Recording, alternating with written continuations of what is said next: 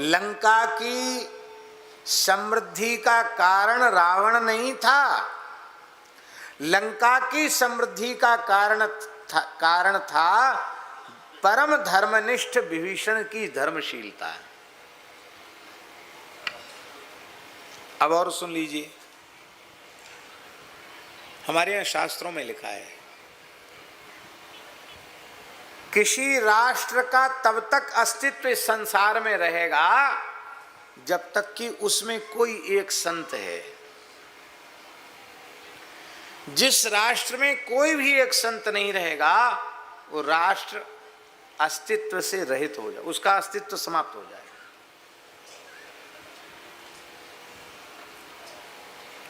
और सुन लीजिए, जिस प्रांत में कोई संत नहीं रह जाएगा उस प्रांत का अस्तित्व समाप्त हो जाएगा। और सुनिए, जिस जनपद में कोई संत नहीं है उस जनपद का अस्तित्व समाप्त हो जाएगा। और सुनिए, जिस गांव में कोई संत नहीं उस गांव का अस्तित्व मिट जाएगा, नक्शे से खत्म हो जाएगा गांव।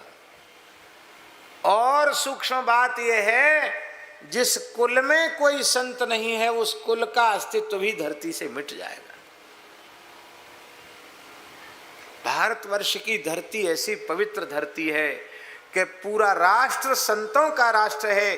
कोई प्रांत ऐसा नहीं जिसमें संत न भये हों, कोई जनपद ऐसा नहीं जिसमें संत न भये हों, कोई गांव ऐसा नहीं जिसमें संत न भये हों, और कोई कुल ऐसा नहीं है जिसमें कोई संत न हुआ हो। केवल उच्च वर्ण में ही संत नहीं हुए, ब्राह्मण क्षत्रिय वैश्यों के ही संत नहीं हुए, रैदास जी के चर्मकार के कुल में भी रैदास जी के जैसे संत हुए, शबर कुल में शबरी जैसी संत भक्ता हुई, निषाद कुल में निषादराज जैसे भक्त हुए। भारतवर्ष का कोई कुल खानदान ऐसा नहीं जिसमें भगवान का भक्त उत्पन्न न हुआ हो। इसलिए सच्ची बात है, यहां कोई नीच है ही नहीं, वही नीच है जो भगवान की भक्ति से विमुख है। उच्च कुल में उत्पन्न हुआ है पर भगवान से विमुख है तो वो नीच है। निम्न कुल में उत्पन्न हुआ है और भगवान का महान भक्त है तो वह नीच नहीं है। नाभाजी लिखते हैं, वर्णाश्रम अभिमान तज पदरज बन नहीं जा सुखी, संदेह ग्रंथि खंडन निपुण वाणी विमल रैदास की। रैदास जी की भक्ति का दर्शन करके बड़े बड़े लोग अपने वर्ण आश्रम के अहंकार को त्याग करके जहां से रैदास जी चल के जाते थे उनकी चरणों की धूल को अपने मस्तक पर चढ़ाते थे। रैदास जी जैसे संत की पद धूल हमें मिल जाए तो हमारा जीवन सफल हो जाए। अब आजकल तो जाति सूचक कोई शब्द उच्चारण करो तो झगड़ा खड़ा हो जाता है, पर संत कबीरदास जी का एक पद है, इसलिए कोई झगड़ा करे तो कबीरदास जी से झगड़ा करना, हमसे मत करना। इसलिए हमने बता दिया, कबीरदास जी का पद है,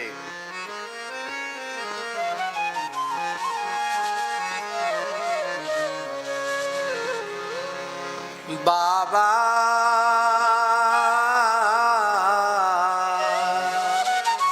बहुरंगी बहुरंगी, ये पद है, बाबा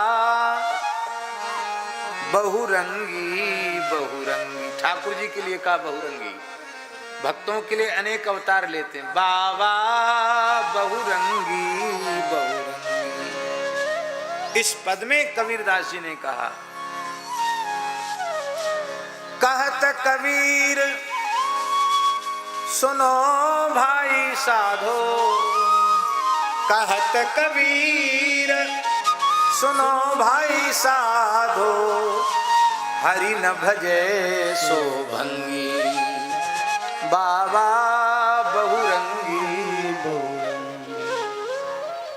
हरि न भजे सो भंगी, जो भजन नहीं करता वही निम्न है, जो भजन करने वाला है वो कभी निम्न नहीं है।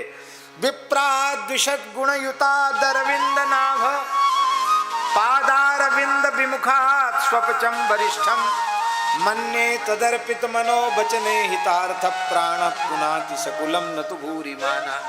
प्रहलाद जी महाराज कहते हैं 12 अवगुणों से अलंकृत कोई ब्राह्मण ही क्यों ना हो, किंतु भगवान की भक्ति से विमुख है तो उस ब्राह्मण की अपेक्षा वह चांडाल श्रेष्ठ है, जिसने अपना मन वाणी क्रिया से भगवान के चरणों में अपने आप का समर्पण कर दिया है। वो शरणागत भक्त स्वपत चांडाल भक्ति के कारण शरणागति की महिमा से स्वयं को भी पवित्र कर देगा, अपने कुल को भी पवित्र कर देगा, लेकिन यदि भक्ति शून्य ब्राह्मण है तो स्वयं को भी पवित्र नहीं कर पाएगा, अपने कुल को भी पवित्र नहीं कर पाएगा।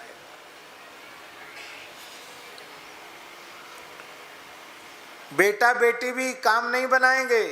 राम भजत बिटिया भली, यदि आपकी बेटी भजन करती है तो बेटे से लाख करोड़ गुना बेटी अच्छी है, उसका आदर करो। राम भजत बिटिया भली, राम विमुख नहीं पूत, सवरी तो बैकुंठ गई, धुंधकारी भयो भूत, सियावर रामचंद्र की जय। ब्राह्मण का बेटा भूत बन गया और सवर कुल में पैदा होने वाली सबरी भजन के बल से भगवान के धाम को चलेगी। धुंधकारी भी भगवान के धाम को गया, लेकिन बाद में कथा सुन के गया, वैसे तो भूत बनना पड़ा उसको। तो श्री विभीषण जी के साथ 4 सचिव चल पड़े। ये अथवा ऐसा समझो कि राजा जो होता है वो धर्म विग्रह होता है। बहुत ध्यान से सुने, राजा धर्म विग्रह होता है और राजा की 4 नीतियां होती हैं, राजनीति उनको कहते हैं।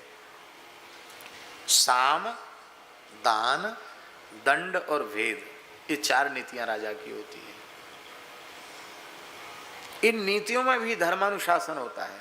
साम में भी धर्म है, दान में भी धर्म है, दंड में भी धर्म है और भेद नीति में भी धर्म है, क्योंकि राजा का परम धर्म है कि प्रजा दुख रहित हो, प्रजा सुखी हो, समृद्ध हो, ये राजा का धर्म है।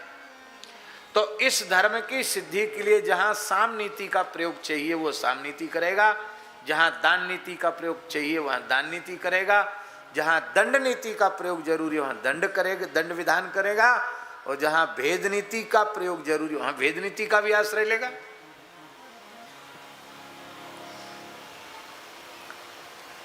और रावण सफल था क्योंकि रावण के पास 4 चीजें थी।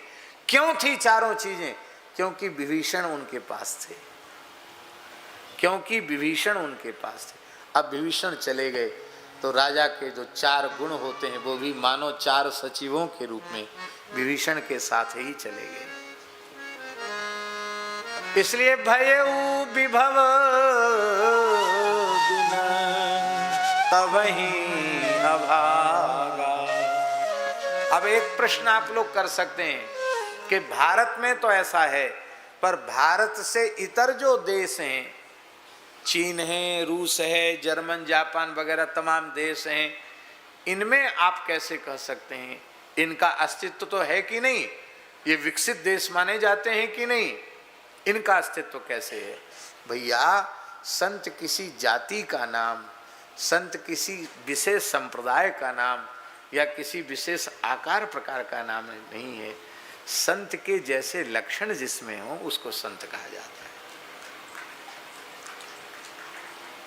तो दुनिया के सभी देशों में, सभी राष्ट्रों में कोई न कोई साधु पुरुष जरूर है। आप ये नहीं कह सकते कि भारत में ही संत हैं, अमेरिका में संत नहीं है। लंका में संत मिल गया विभीषण जैसा, ये प्रमाण है। लंका में संत मिल गया तो कौन ऐसा क्षेत्र है जहां संत नहीं मिले? सब जगह संत मिलेंगे। नहीं तो तुलसीदास जी की ये चौपाई झूठी हो जाएगी।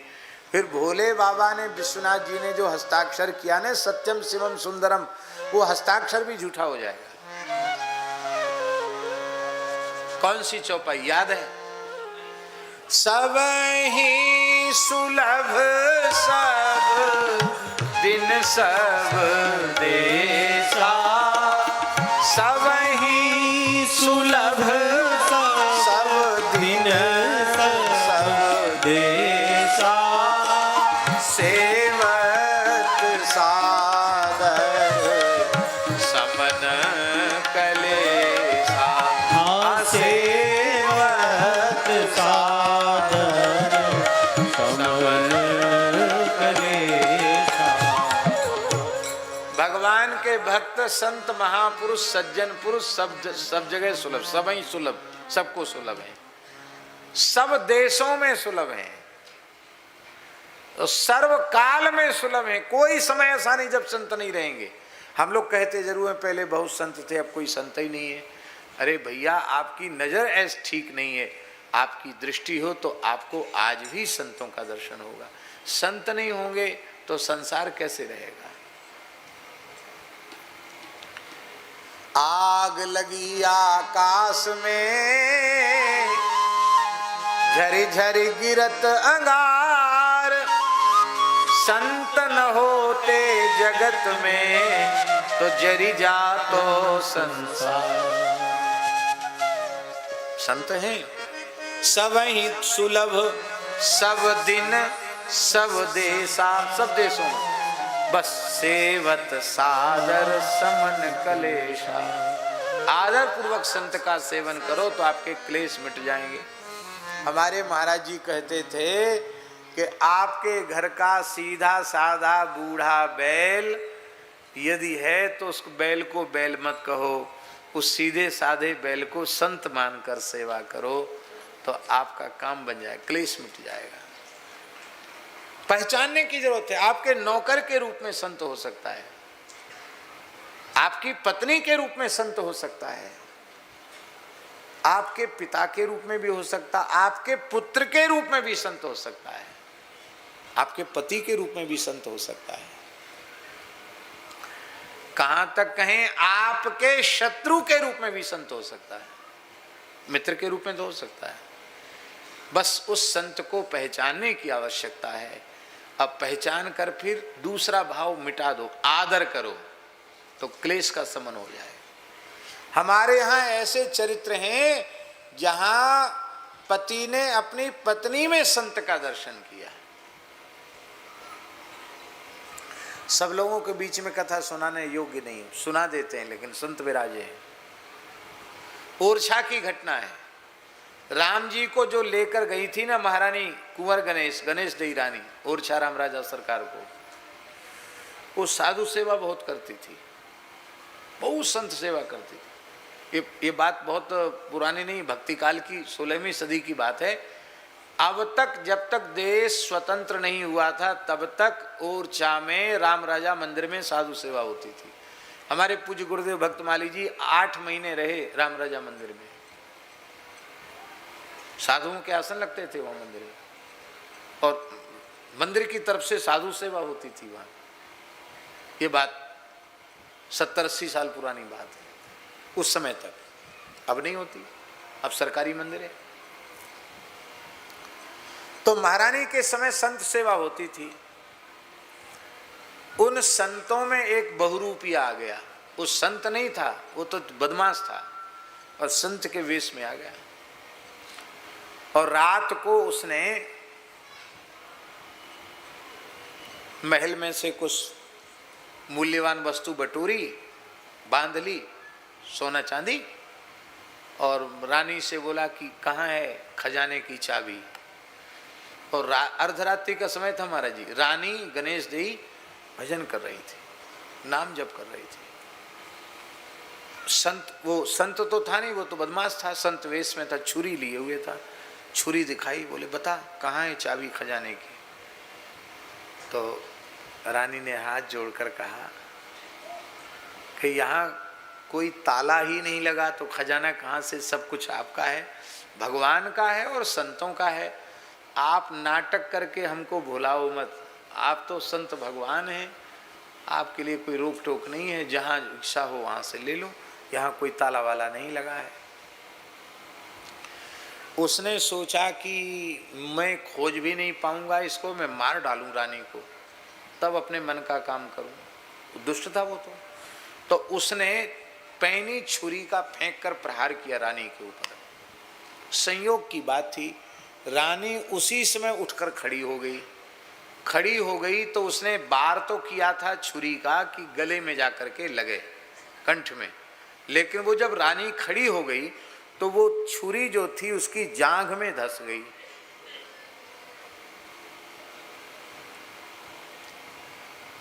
अब जो प्रहार था वो चूक गया, निशाना चूक गया। तो वो जो तो चोर था वो सामान वहीं छोड़कर वहां से प्राण बचाकर भाग गया कि अब रानी तो चिल्लाएगी। चिल्लाते ही, यहाँ तो राजा का महल है, यहाँ तो सिपाही सब कुछ है, हमारी तो बड़ी मरम्मत हो, प्राण बचा के वो भाग गया। पर रानी चिल्लाई नहीं, राम राम राम कहकर उसने अपनी छुरी निकाली, छुरी को फेंक दिया, पट्टी बांध ली और अपने पलंग पर लेट गई। आर पार हो गई थी छुरी महाराज, आर पार हो गई। दूसरे दिन महाराजा मधुकर शाह आए। रानी ने दासियों से कहा कि महाराज साहब से बोल देना कि अभी वो मिलने की स्थिति में नहीं है। तो राजा ने सोचा शायद शरीर की अशुद्ध अवस्था आ गई होगी, इसलिए मिलने की स्थिति में नहीं है। राजा चले गए महल में, रनिवास में नहीं आए। 4 दिन पीछे आए तो पता चला कि रानी तो उठ ही नहीं पा रही, वो तो सैया पर ही 4 दिन से है।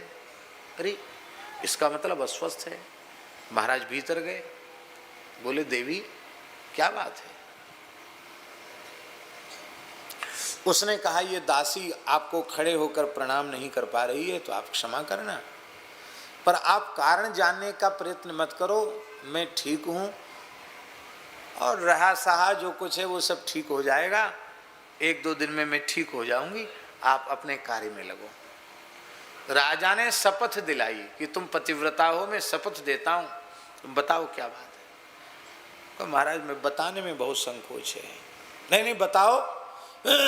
बोले मैं तब बताऊंगा जब आप प्रतिज्ञा करो कि मैं संतों के प्रति दोष बुद्धि नहीं रखूंगा, संत सेवा बंद नहीं करूंगा, तो मैं बताऊं। राजा ने प्रतिज्ञा की तो सारी बात रानी ने बता दी।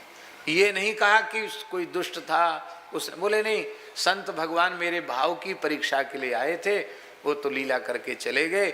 मैंने आपसे इसलिए छिपाया कि कहीं आप ओरछा राज्य में संतों के प्रवेश पर प्रतिबंध न लगा दें, क्योंकि हमारे रामलला, हमारे रघुनाथ जी बिना संतों को देखे राजी नहीं, और संतों का दर्शन किए बिना मैं भी राजी नहीं, क्योंकि संत संग के बिना मैं रह नहीं सकती।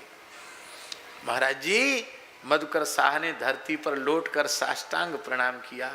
बोले मैं धन्य हूं जो तुम्हारी जैसी संत मेरी पत्नी है। अब परिक्रमा किया, परिक्रमा करके साष्टांग प्रणाम किया। यही है सेवत सादर। यदि भक्ति की निष्ठा में आपकी पत्नी आपसे आगे है तो समय आने पर आप पत्नी मानकर उसको उपेक्षा मत करो, उसको भी आप वंदन करो। पत्नी को बंधन नहीं है, वो पत्नी में विद्यमान संतत्व को बंधन है, उसकी भक्ति को बंधन है। आपका पुत्र भक्त है तो पुत्र को भी पुत्र मत मानो, उसमें भी संत का दर्शन करके उसका आदर करो। भक्त का आदर करना चाहिए। इसलिए संत सर्वत्र हैं, बस उनको पहचानने की दृष्टि होनी चाहिए। श्री सीताराम प्रतिदिन सत्संग एवं दर्शन के लिए श्री महाराज जी के ऑफिशियल चैनल को जरूर सब्सक्राइब करें।